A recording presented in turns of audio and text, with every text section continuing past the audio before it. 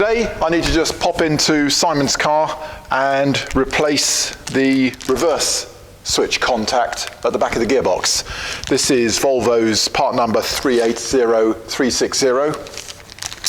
It's a little spring contact. Get it out of its package.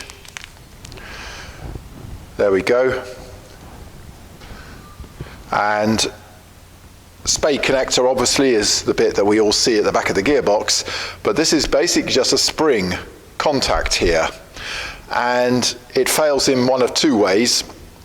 Either it completely shears off and just drops into the little aluminium housing into which it sits, and therefore you lose reverse lights, or it bends out of the way permanently, and therefore you can only just get contact if